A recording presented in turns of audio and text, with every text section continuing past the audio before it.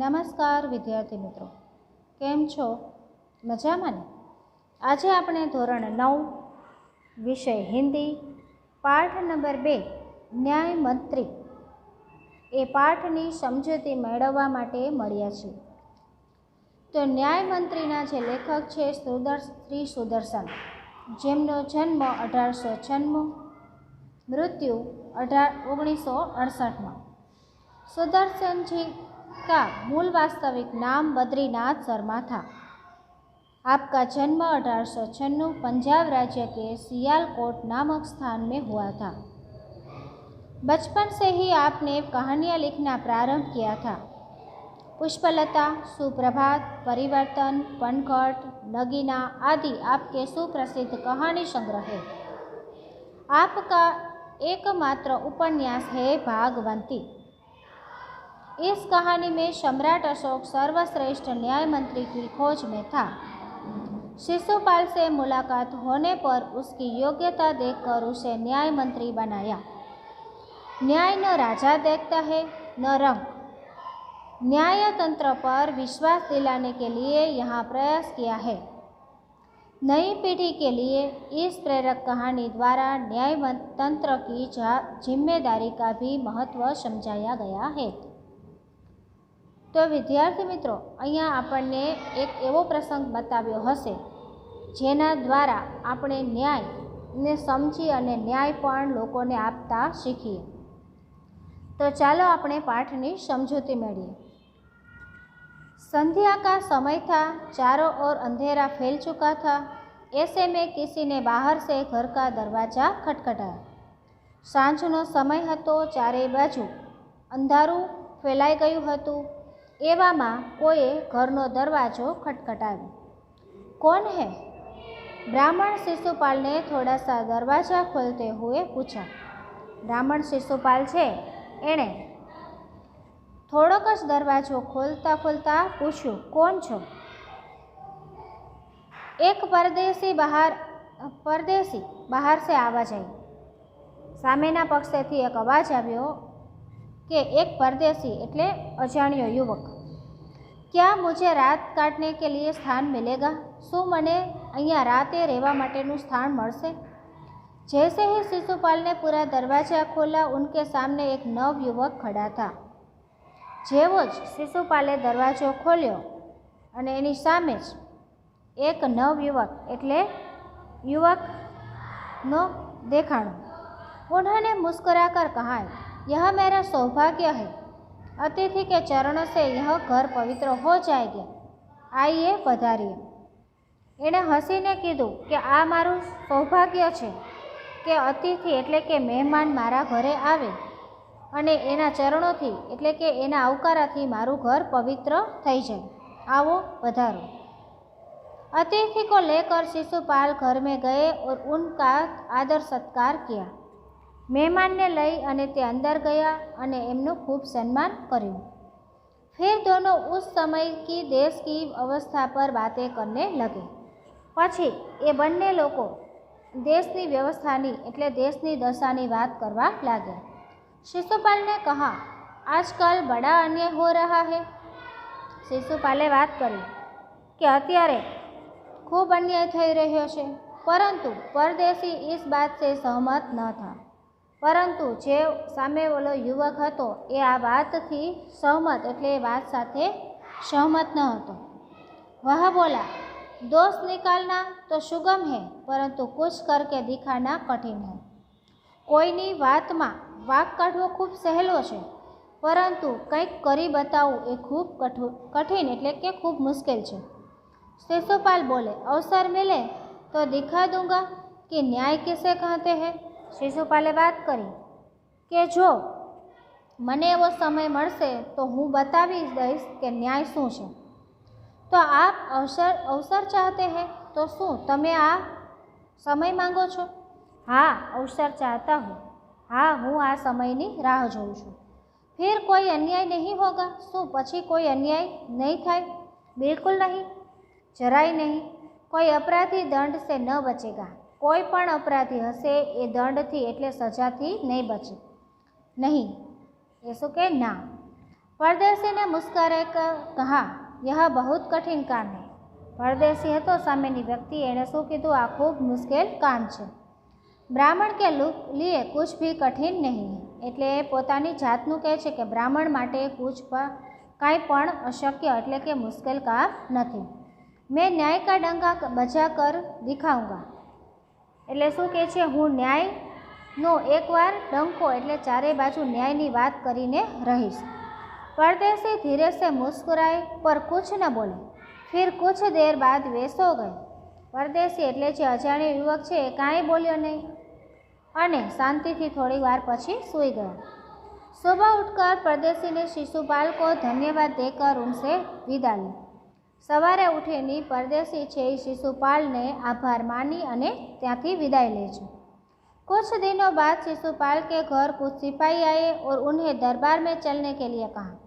થોડાક દિવસ પછી શિશુપાલને ઘરે કોઈ રાજાના જે સિપાહીઓ છે આવે છે અને એમને દરબારમાં લઈ જાય છે। शिशुपाल सहम गए। शिशुपाल आश्चर्य पामी गया।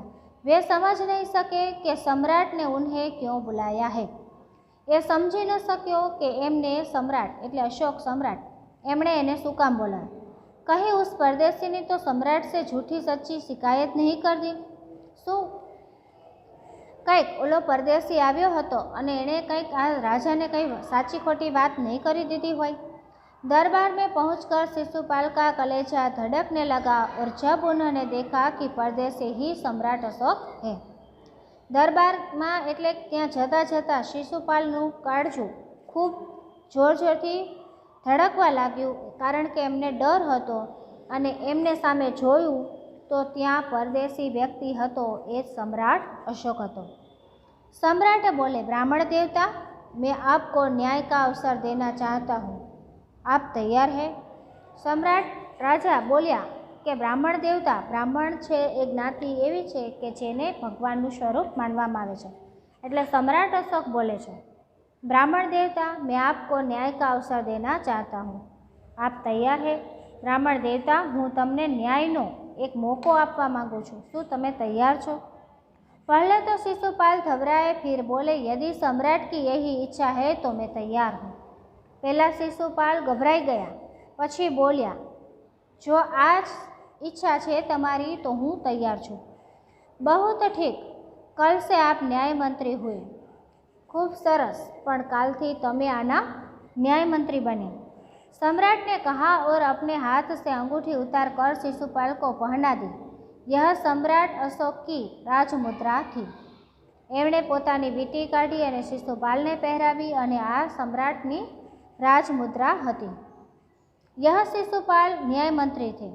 उन्होंने राज्य की सचमुचित व्यवस्था करना आरंभ कर दिया। अब शिशुपाल छे न्याय मंत्री हता અને એમણે સાચે જ રાજની વ્યવસ્થા કરવાની, જે ન્યાયની વ્યવસ્થા કરવાની હતી એનો આરંભ એટલે શરૂઆત કરી દીધી। उनके सुप्रबंध से राज्य में पूरी तरह शांति रहने लगी। एनी आ व्यवस्था थी राज्य आखानी अंदर खूब शांति लागवा लगी। किसी को किसी प्रकार का भय नहीं था। लोग दरवाजे तक खुले छोड़ जाते थे। चारों तरफ न्याय मंत्री के सुप्रबंध और न्याय की धूम मच गई थी। चारे बाजू में आ शिशुपालनी जे व्यवस्था हती एनी वातो फैलाई गई। लोकोने एटलो विश्वास बेसी गयो અને લોકો પોતાના ઘરના દરવાજા પણ ખુલ્લા છોડી દેવા लाग्या, કારણ કે જે ન્યાયની વાત હતી એટલે હવે કોઈને કોઈ વસ્તુની બીક હતી નહીં। लगभग 1 महीने बाद किसी ने रात में एक पहरेदार की हत्या कर दी। 1 महीना पछी कोई पहरेदार એટલે ચોકીદાર જે હોય ત્યાંના એની હત્યા કરી દીધી। सुबह होते ही यह बात चारों तरफ फैल गई। सवार थता आ बात चारे बाजू फैल गई। लोग बड़े हैरान था। शिशुपाल की नींद ही उड़ गई। लोको खूब हैरान हता, कारण के त्यां बीक नामनी कोई वस्तु नहोती अने कोई पण एवो अघटित प्रसंग बनतो नहोतो। एटले अहींया शिशुपालनी हवे ऊँघ उड़ी गई, कारण के एक हत्या थई हती। उन्होंने खाना पीना छोड़कर अपराधी का पता लगाने में दिन रात एक कर दी। एणे खावा पीवानुं छोड़ी अने अपराधीने शोधवामां दिवस रात एक करी दीधा। बहुत प्रयत्न करने के बाद जब अपराधी का पता चला तो शिशुपाल के आश्चर्य का ठिकाना न रहा। खूब प्रयत्न કર્યો ત્યારબાદ જ્યારે એને અપરાધીની ખબર પડી ત્યારે शिशुपाल ने आश्चर्य पार रह्यो नहीं। स्वयं सम्राट ने उसे पहरेदार की हत्या की थी। स्वयं पोते राजा एमणे पहरेदार एटले एमने एमना माणसनी ज हत्या करी दीधी। सम्राट को अपराधी घोषित करना बहुत ही कठिन काम था। राजा ने अपराधी केवो खूब मुश्किल काम हतुं। शिशुपाल करे भी तो क्या करे। एक ओर वे न्याय मंत्री थे और दूसरी ओर सम्राट के सेवक, परंतु न्याय की दृष्टि में सम्राट और साधारण व्यक्ति में कोई अंतर नहीं होता। एने शू कीधुं कि हवे एक बाजू ई करे तो शू पण करे। एक बाजू न्याय मंत्री हता पोते जे सम्राट छे एनो सेवक, परंतु न्यायनी दृष्टिमां दरेक लोको सरखा। अपराधी अने साधारण व्यक्ति જ્યારે મોટો વ્યક્તિ હોય એ કોઈ પણ ગુનો કરે તો પણ એને પણ એક જ નિયમ લાગુ પડે અને જે સામાન્ય વ્યક્તિ હોય એને પણ એક જ, એટલે બધાનું અંતર એક સમાન હતું। अगले दिन शिशुपाल दरबार में पहुँचे। सम्राट अशोक सिंहासन पर बैठे हुए थे। आते ही उन्होंने शिशुपाल से पूछा, अपराधी का पता चला? बीजा दिवसे જ્યારે शिशुपाल दरबार में पहुँच्या ત્યારે सम्राट अशोक सिंहासन पर बैठा था અને એને આવતાની સાથે શિશુપાલને પ્રશ્ન પૂછ્યો કે શું अपराधीનો પતો ચલ્યો? ન્યાયમંત્રીને સાહસપૂર્વક કહા, जी हाँ चल गया। ન્યાયમંત્રી પોતે બીક વગર સાહસથી વાત કરી કે હા, એની મને ખબર પડી ગઈ। तो फिर उसे उपस्थित करो, तो પછી એને હાજર કરો। न्यायमंत्री कुछ रुके, फिर अपने उच्च अधिकारी को संकेत करते हुए बोले, धनवीर इन्हें गिरफ्तार कर लो, मैं आज्ञा देता हूँ।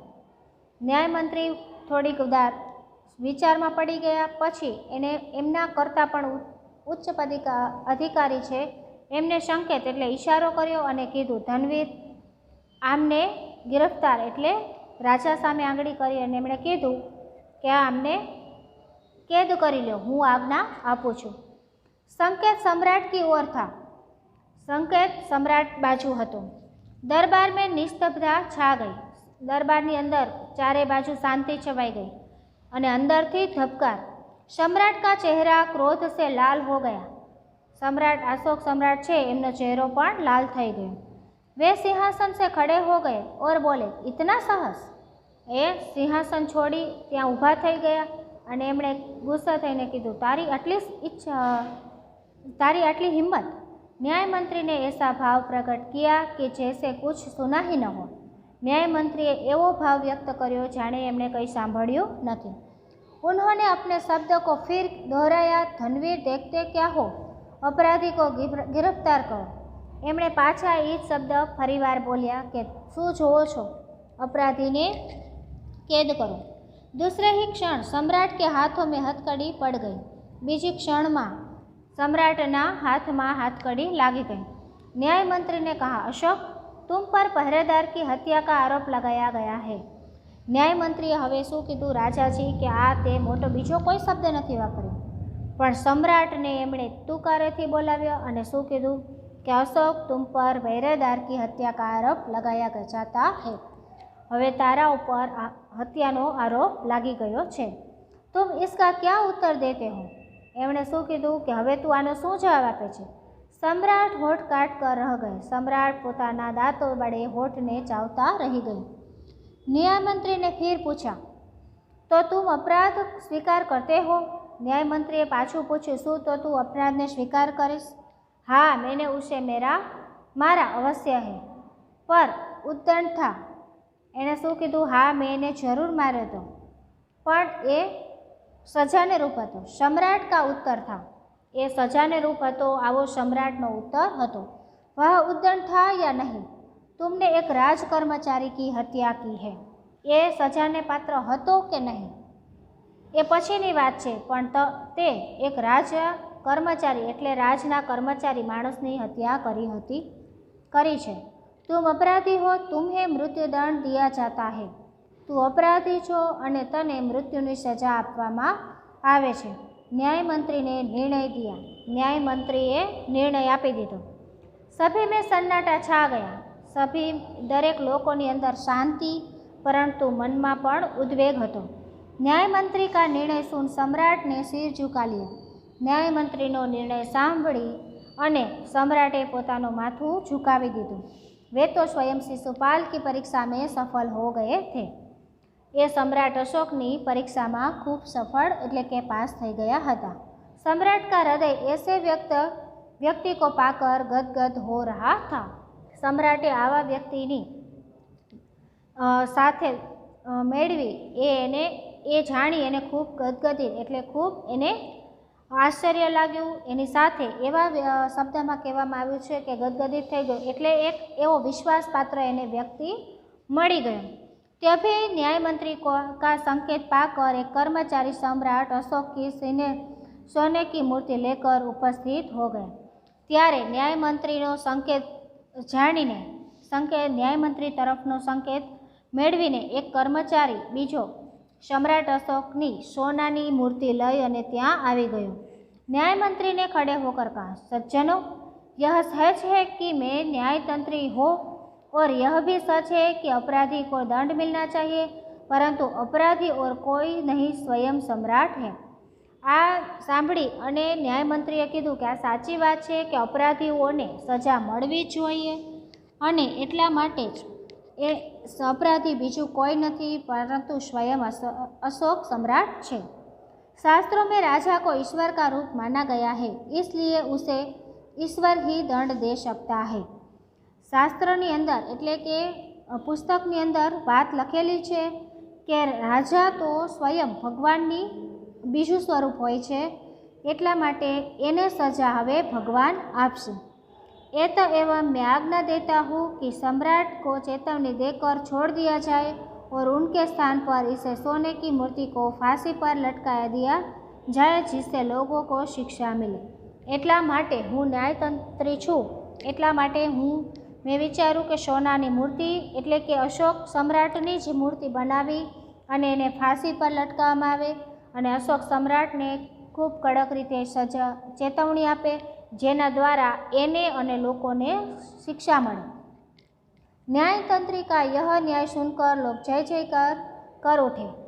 ન્યાયમંત્રીની આ વાત સાંભળી અને લોકોએ તેનો જય જયકાર કર્યો। जब सब लोग चले गए तो शिशुपाल ने राजमुद्रा सम्राट अशोक के सामने रख दी और बोले, महाराज, यह राजमुद्रा वापस ले लो, मुझसे यह बोझ नहीं उठाया जाएगा। જ્યારે બધા લોકો પાછા જતા રહ્યા ત્યારે રાજમુદ્રાની જે વીંટી આપેલી હતી એ એમણે અશોકને પાછી આપી દીધી અને એમણે કીધું કે મહારાજ, કારણ કે એમણે શું સજા આપી હતી? સોનાની મૂર્તિને સજા આપી હતી, પરંતુ મહારાજ જીવતા હતા એટલે એને બધો જ કહેવાનો ભાવ એ સાથે જ એણે સમજાવ્યું કે તમે આ રાજમુદ્રા છે એ પાછી લઈ લો અને મારાથી આ બોજ એટલે મારાથી આ વાત ઉઠાવાશે નહીં। अशोक के सम्मान भरी दृष्टि से उनकी ओर देखते हुए गदगदित कंठ से कहा, आपने मेरी आंखें खोल दी। आपका साहस प्रशंसनीय है। यह बोझ आपके अतिरिक्त और कोई नहीं उठा सकता। न्यायमंत्री निरुत्तर हो गए। एने शू कीधुं? अशोकने सन्मान भरी दृष्टिथी जोया अने गदगदित हो गया अने एवा कंठ एटले रोवुं के न रोवुं एवा अर्थमां अने खूब मान सन्मान साथे અને એણે શું કીધું કે મારી આંખ તમે ખોલી દીધું અને તમારો જે સાહસ છે એ મારા માટે ખૂબ પ્રશંસા માટે છે। આ यह बोझ आपके अतिरिक्त कोई नहीं उठा सकता। આ બોજ આ વાત તમે પોતે જ ઉઠાવી શકશો, બીજું કોઈ નહીં। અને ન્યાયમંત્રી પાસે બીજો કોઈ જવાબ હતો નહીં। તો વિદ્યાર્થી મિત્રો, આ પાઠની સમજૂતી આપણે સારી રીતે મેળવી અને આ પાઠમાંથી આપણે એવું પણ શીખ્યું કે આપણી સામે કોઈ પણ વ્યક્તિ હોય એમાં ઘણીવાર એવું પણ બને છે કે આપણી સામે આપણા વડીલ વ્યક્તિઓ, માતા પિતા, શિક્ષક કે કોઈ પણ હોય ત્યારે જો આપણે સાચા હોય તો આપણી વાત સાચી રીતે અને સાહસતાથી સ્પષ્ટ કરવી જેનાથી સામેવાળી વ્યક્તિને એ વાતની સાચી ખબર પડે। तो आ पाठनी अंदरथी आपणे एक न्याय मंत्री एटले न्याय केवी रीते मेळववो अने न्याय केवी रीते सामेवाळाने आपवो आनी समजूती मेळवी। તો વિદ્યાર્થી મિત્રો, આ પાઠની ખૂબ સારી રીતે સમજૂતી મેળવી. સૌથી પહેલાં આપણે લેખક પરિચય મેળવ્યો, પાઠની સમજૂતી મેળવી, પાઠનું ભાષાંતર પણ જોયું. તો વિદ્યાર્થી મિત્રો, આની સાથે જ આપણે સ્વાધ્યાય આપણે સારી રીતે પાકી બુકની અંદર લખી અને મુખપાઠ કરી લેવાનો છે. Thank you.